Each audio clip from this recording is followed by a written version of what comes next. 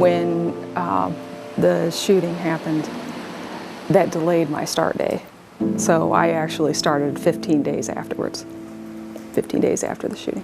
Sergeant Jill Grunwald was immediately thrown into the fire, working 12 hours on, 12 off for months in a community filled with pain. We were missing our families, and then just everything that surrounded the riots in the meantime was hard, but it was also eye-opening at the same time. Many rallies for justice turned into riots. You're looking around at just shells of buildings, shells of property. And these people, that's all they had. And we felt helpless.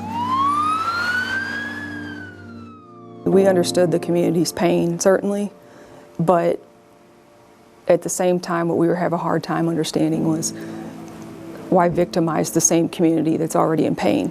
Since 2014, Grunwald has reported to 8 different chiefs, including Police Chief Troy Doyle, who took over last year. He was a St. Louis County officer when the unrest radiated through the community. And I understood both sides of what was going on.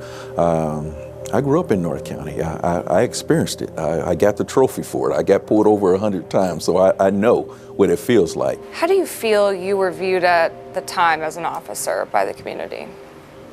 The devil. The absolute devil. They didn't know my heart, though. You know, they didn't know the way that I was raised, and we were all lumped into one category. How did policing change specifically here in Ferguson after all of the unrest and Michael Brown's death? Many police departments went to body-worn cameras and things of that nature. We all went through de-escalation type of training. So it changed the dynamics in law enforcement on how, not only how we patrol our communities, but how we view our communities as a whole. 10 years later, facts show the department is a different place. Our police department is 50% African American now. In 2014, we had maybe 3 African Americans on this police department. We have way more female police officers now than we ever had in the past. Our uniforms are different. Our police cars are different. We have changed the culture here in the police department. That change came after a 130-page federally mandated consent decree.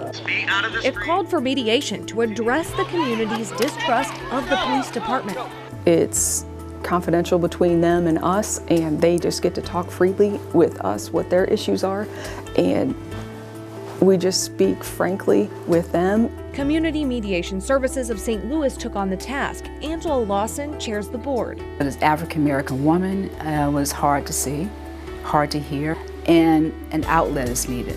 That outlet became small group mediation. It's led 10 different sessions between police and the community. It has helped develop the relationship between the officers and the community. So the officers are not looked at as being anti-Ferguson, anti-community, but they're to support the community. A community they love and continue to serve no matter what. I still think it's important that we continue to have these conversations. It's the only way we continue to heal and we get better. And we've learned a lot over these last 10 years, and I see the difference just even where I came from. And if it wasn't for everything that happened, we wouldn't be where we are. I'm Barczewski, 5 on your side.